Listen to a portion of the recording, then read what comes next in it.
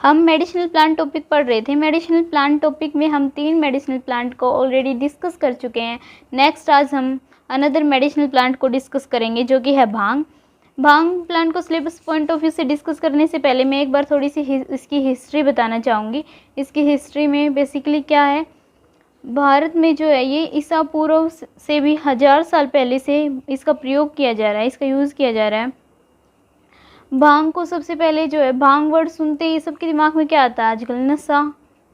पर एक्चुअल में ये नहीं है, ये कोई नशे का पौधा नहीं है, ये एक मेडिसिनल प्लांट है। वो तो लोगों ने इसे एक नशे की तरह यूज़ करना शुरू कर दिया।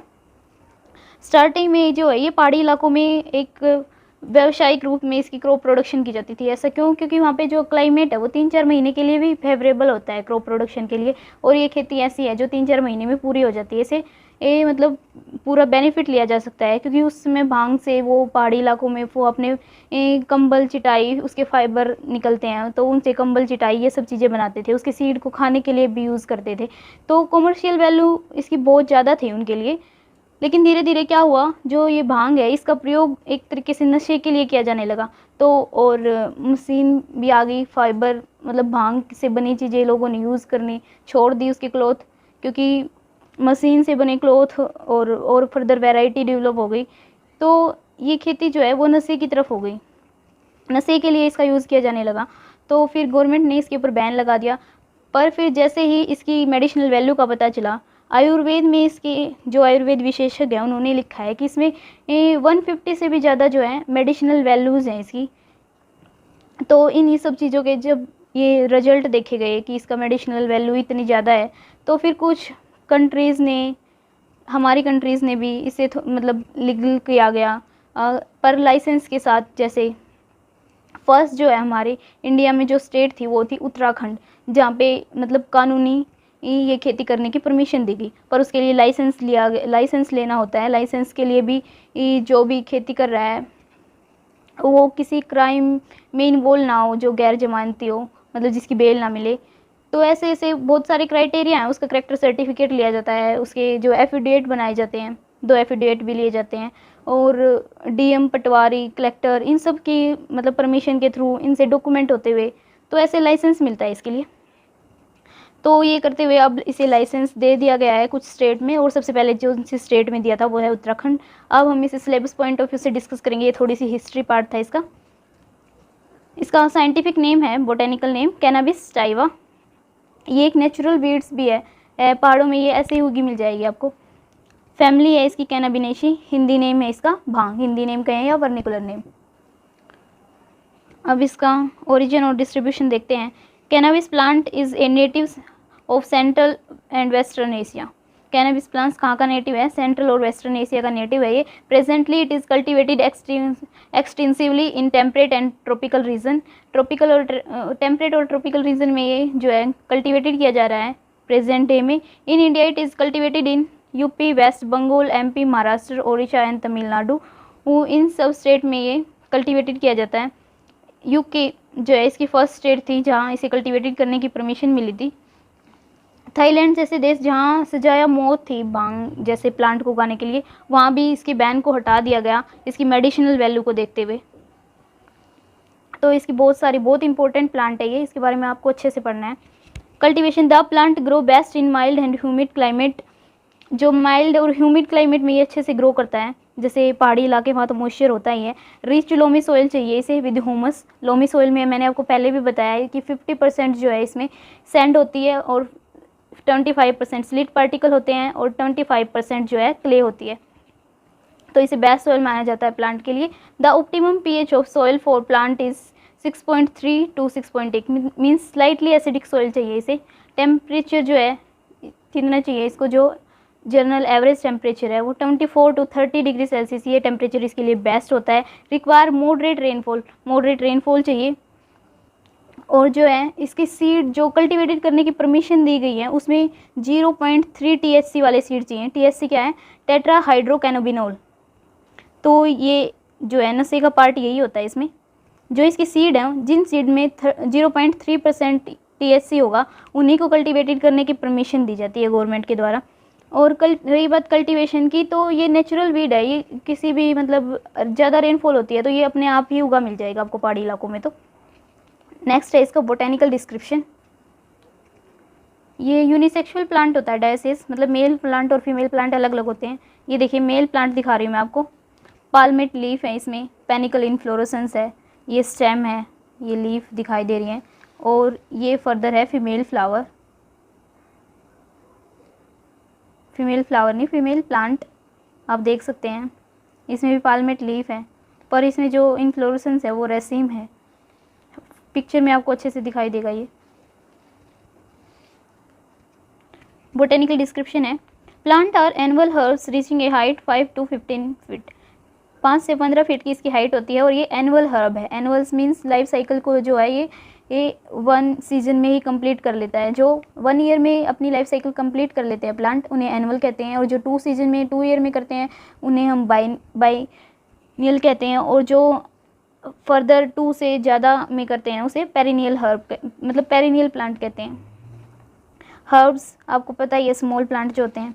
It is dioecious species, male and female plant occur separately. Dioecious means unisexual species है ये, इसमें मेल प्लांट अलग होता है और फीमेल प्लांट अलग होता है। ह्यूमन बींग से भी रिलेट करके आप याद रख सकते हैं इसे। स्टेम आर होलो, इसकी जो स्टेम होती है वो होलो होती है। लीव्स आर पाल्मेट, लीव्स जो हैं इसकी पाल्मेट होती हैं। पाल्मेट आप उन्हें पढ़ा होगा कंपाउंड लीफ में, लीफ 2 टाइप की कंपाउंड होती है, पिनेटली कंपाउंड और पाल्मेटली कंपाउंड। जैसे ये आप जनरल आपको लीफ दिखाई दे रही है, ये लीफ लेमिना है, और ये है जो ये स्टॉक है इसे बोलते हैं पेटियोल। अगर इंसिजन होता है लीफ में, वो मिड रिब को टच करता है यहाँ पे, तो ये लीफलेट जो मिड रिब को टच करती हैं तो इसे पिनेटली कंपाउंड लीफ बोलते हैं। पर जो लीफलेट है वो पेटियोल को टच करती हैं, पेटियोल को टच करती हैं, तो उसे हम बोलते हैं पाल्मेट कंपाउंड लीफ। आई होप आप समझ गए होंगे। जैसे ये पेटियोल है और ये लीफलेट जो है वो पेटियोल से टच कर रही हैं, इंसिजन यहाँ तक गया है पेटियोल तक, तो ये है पाल्मेटली कंपाउंड लीफ। और पाल्मेटली कंपाउंड लीफ को फर्दर क्लासिफाई किया गया है इनकी बेसिस पे कि कितनी लीफलेट अटैच है पेटियोल से। तो इसमें जो है 1 अटैच हो तो यूनिफोलिएट, 2 अटैच हो तो बाईफोलिएट, 3 हो तो ट्राईफोलिएट, और 4 हो तो क्वाड्रीफोलिएट, और उससे फर्दर उसके आगे हो तो उसे मल्टीफोलिएट कहा जाता है। तो इसमें 6-7 लीफ आपको ऐसे अटैच मिलेगी, 5, 6, 7, तो इसे मल्टीफोलिएट लीफ कहेंगे हम, multifoliate palmately compound leaf. Further categorise करें तो the leaves and flower top secrete resin that is used as narcotic and stimulant. जो लीफ है, फ्लावर है, वो सिक्रीट करते हैं रेजिन, जिसे यूज़ किया जाता है नारकोटिक और स्टिमुलेंट की तरह। रेजिन जो है जनरली प्लांट क्यों सिक्रीट करते हैं, वो इंजरी से प्रोटेक्शन के लिए सिक्रीट करते हैं। Flower are small and greenish yellow, जो फ्लावर होते हैं इसके वो छोटे होते हैं और ग्रीनिश येलो कलर के होते हैं। फीमेल फ्लावर ओकर in short axillary leafy spike, female flower है शॉर्ट एक्सिलरी लीफी स्पाइक में प्रेजेंट होते हैं। एक्सियल कंडीशन आपको पता होगी, कोई ब्रांच है और ये लीफ है, तो ये पार्ट जो होता है ये एक्सिल होता है, यहाँ से अलग स्टेम है, यहाँ ब्रांच निकली हुई है उस पर लीफ है, तो यहाँ से जो अराइज होगा ये एक्सिल पोर्शन होता है। मेल फ्लावर ओकर in long drooping axillary and terminal panicles. Terminal panicle inflorescence देखी थी अभी आपने, तो टर्मिनल पेनिकल इन्फ्लोरेसेंस होती है मेल की, और ये एक्सिलरी में ड्रूपिंग टाइप के होते हैं, मतलब थोड़े झुके हुए होते हैं। Young leaves are covered with glandular hair, जो यंगेस्ट लीव्स होती हैं वो ग्रैंडुलर हेयर से कवर होती हैं, और जो इन ग्रैंडुलर हेयर्स हैं उनमें भी रेजिन प्रेजेंट होता है। It is short day flowering plant, ये शॉर्ट डे फ्लावरिंग प्लांट है, मीन्स जब दिन छोटे होंगे और रात लंबी होंगी तब ये फ्लावरिंग करेगा। Staminate plant are usually taller and less restive, जो स्टेमिनेट प्लांट है मतलब जो है मेल प्लांट है जो वो लंबा होगा और लेस रेस्टिव मतलब कम हेल्दी होगा, कम स्ट्रॉन्ग होगा compare to female plant, pistillate plant. जो फीमेल प्लांट है उसमें रेसिम इन्फ्लोरेसेंस होती है, ये आप पिक्चर के थ्रू देखना एक बार। देखिए सबसे पहले मैं आपको पिक्चर दिखा रही हूँ, ये पाल्मेटली कंपाउंड लीफ, ये इसका पेटियोल है, पेटियोल, और ये लीफलेट अटैच हुई है 1 2 3 4 5 6 लीफलेट इसमें अटैच हुई हैं। ये अनदर नेक्स्ट है, ये है फीमेल इन्फ्लोरेसेंस। देखिए बिल्कुल गुच्छे से। रेसिम में क्या होता है, अनब्रांच्ड और अनडेटर्मिनेट टाइप की इन्फ्लोरेसेंस होती है, जिसमें पेडिसलेट और छोटे छोटे फ्लावर होते हैं, पेडिसलेट फ्लावर। तो ये इन्फ्लोरेसेंस थी। फर्दर पिक्चर देखिए आप इन्फ्लोरेसेंस की।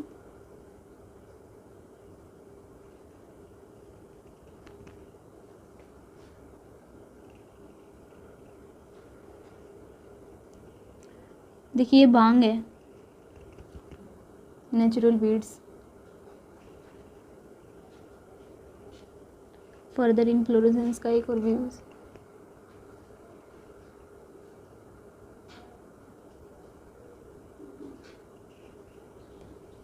ये टॉप से लिया गया है।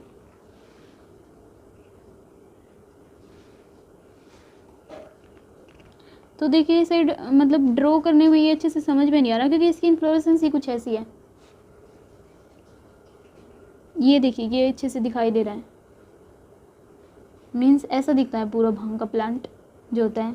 इसमें पाल्मेटली कंपाउंड लीफ भी दिखाई दे रही है आपको, इन्फ्लोरेसेंस भी दिखाई दे रही है, और देखो स्टेम बिल्कुल ढकी हुई है, बस यहाँ से दिखाई दे रही है। इतनी कॉम्पैक्ट अरेंजमेंट है इसकी।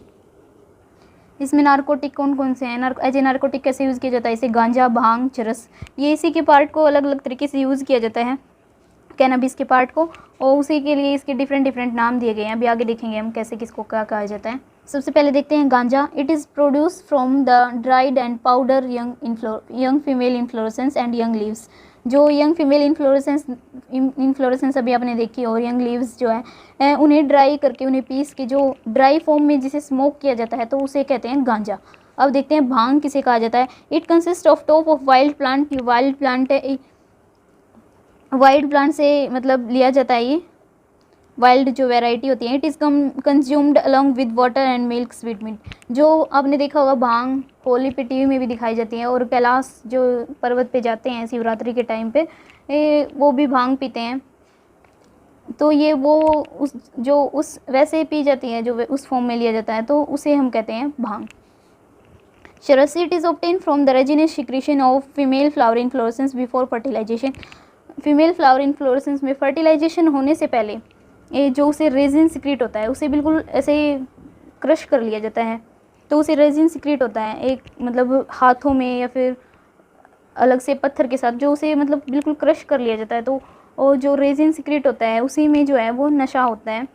तो उसे जब उतारा जाता है अलग से, जैसे हाथों में अगर रब किया जाता है तो एक मैल सा हो जाता है ना, जैसे हाथों पे जमा, तो वो वैसा होता है। तो उसे उतार के जो चिलम में स्मोक किया जाता है, चिलम में डाल के, आपने शिव जी के फ़ोटो देखे होंगे, उसमें चिलम टाइप दिखाई जाती है कैसे होती है। देखिए ऐसी सी शेप की होती है वो, मिट्टी के बर्तन से बनते हैं जैसे घड़े से, तो उनकी बनी हुई होती है ऐसी सी। ये पीते हुए दिखाई देते हैं, मतलब बस वैसे ऐसा कुछ है नहीं, बस रिलेट कर दिया गया इसे भगवान से लोगों ने नशा करने के लिए। This secretion is most valued part of plant because it contains highest concentration of psychological active tetrahydrocannabinol THC, a hallucination compound। जो इसमें जो ये रेजिनस है इसकी ही बहुत इंपॉर्टेंट वैल्यू है इसमें, क्योंकि इसमें हाईएस्ट कंसंट्रेशन में साइकोलॉजिकल एक्टिव कंपाउंड होता है जो है THC। और ये जो THC है ये मदर के जो फर्स्ट मिल्क में भी होता है, मदर का जो मिल्क होता है तो उसमें भी ये प्रेजेंट होता है THC। और यही जो है मेन नशे का रीजन हेलुसिनेशन होते हैं इसे, मतलब जो चीज़ें नहीं भी होती वो भी इमेजिन होती हैं। अब यूजेस देख लेते हैं, इसके बहुत सारे यूजेस हैं और इसके यूजेस इंपॉर्टेंट भी हैं, तो पेपर में आने के पूरे चांस हैं इसके। Narcotic is given as medicine to relieve pain से रिलीफ के लिए इसके नारकोटिक यूज़ किए जाते हैं। It is consume to give relief from mental fatigue और टेंशन से रिलीफ के लिए भी इसे यूज़ किया जाता है। Drug is used for curing urinogenital disease जैसे मतलब यूरिन कम पास होना है, ज़्यादा पास होना, पास करते टाइम पेन होना, तो ऐसी डिजीज़ में के लिए भी ये बहुत कारगर है। The drugs is use for treatment of hysteria के ट्रीटमेंट में भी ये यूज़ होता है। हिस्टीरिया में बेसिकली क्या होता है, अनकंट्रोल्ड इमोशन होते हैं, और ये मोस्टली फीमेल में ये डिजीज़ देखी गई है। अनकंट्रोल्ड इमोशन हो जाते हैं इसमें, मतलब सीवियर साइकोलॉजिकल प्रॉब्लम होती है। It is used for curing many nervous system disorder, nervous disorder को के लिए भी यूज़ किया जाता है इसे। स्टिमुलेंट और एज ए टॉनिक यूज़ किया जाता है। Stem secrete hemp fibre that is used for making carpets, bags, rope and so on. जो है इसकी स्टेम से हेम्प फाइबर प्रोड्यूस होता है जिससे कारपेट और बैग, रस्सी, ये सब चीज़ें बनाई जाती हैं। इसे जो है अनडिग्रेडेबल प्लास्टिक भी बनाया जाता है इस प्लांट से। हेम्प फाइबर को जो है लो ग्रेड पेपर बनाने के लिए भी यूज़ किया जाता है। और ये जो सीड है उसे ऑयल सिक्रेट होता है जो प्रिपरेशन के लिए यूज़ किया जाता है पेंट एंड वर्निश की। पेंट एंड वर्निश जो है वो अप्लाई किए जाते हैं जो बेस प्रोटेक्शन के लिए ए वुडन मटेरियल पर, मेटल मटेरियल पर, तो वो भी इसे प्रोवाइड होते हैं। इसके ऑयल को वर्निश और पेंट की तरह यूज़ किया जाता है और उसे उस अदर प्रोडक्ट बनाने में यूज़ किया जाता है वैसे। और जो इसकी सीड है इसमें ओमेगा ऐसे बहुत सारे प्रोटीन होते हैं, हर प्रोटीन का नाम तो मुझे नहीं याद। तो बॉडी बिल्डर इसके सीड को खाते हैं और जहाँ पे मतलब ग्रेन्स कल्टीवेटेड नहीं किए जाते वहाँ पे भी इसकी सीड को खाया जाता है। इसमें टीबी जैसी ट्यूबरक्लोसिस बीमारी को भी ख़त्म किया जाता है इसे। लेप्रोसी को भी, ये बैक्टीरिया से डिजीज़ होती है, ये नोज़ पार्ट को, आइज़ को, स्किन को और पेरिफेरल नर्व को जो है अफेक्ट करती है सीवियरली, तो ये डिजीज़ भी सिक्योर की जा सकती है। बायोफ्यूल की तरह यूज़ किया जाता है। बायोफ्यूल जो लाखों टाइम तक हमें ज़मीन में फ्यूल दबे रहने से मिलते हैं, जो पार्ट जो है प्लांट के उनकी वजह से मिलते हैं हमें, तो वो इस प्लांट से इतने कम टाइम में मतलब बायोफ्यूल लिए जा सकते हैं। बायो इथेनॉल बनाने की भी तैयारी चल रही है इस प्लांट से, ये अभी हुआ नहीं है जहाँ तक मुझे पता है, पर इसके बारे में कहा है कि बायो इथेनॉल बनाने की भी कोशिश जारी है इस प्लांट से। अदर यूजेस जो हैं इसके, जो हमें चोट लग जाती है तो इन्फेक्शन से बचने के लिए इसकी पत्तियों को पानी में उबाल के उसे धो लिया जाता है इन्फेक्शन से बचने के लिए, मसल पेन से बचने के लिए, आर्थराइटिस में भी इसका प्रयोग होता है। और जो स्टोमक रिलेटेड डिजीज़ हैं, भूख ना लगना मतलब डाइजेशन रिलेटेड, तो उसमें भी इसका यूज़ होता है। नोज़िया का ट्रीटमेंट होता है इससे, नर्वस सिस्टम रिलेटेड डिसऑर्डर का ट्रीटमेंट होता है। और जो इससे कपड़ा बनता है वो एंटीबैक्टीरियल होता है और अनडिग्रेडेबल प्लास्टिक का और पेपर, ये मैं पहले ही बता चुके हैं। चारे की तरह भी यूज़ किया जाता है इसे। तो ये सारे इसके यूजेस थे। आई होप आपको ये वीडियो हेल्पफुल रही होगी आपके लिए। इसमें आप सजेशन देना मत भूलिएगा फर्दर इम्प्रूवमेंट।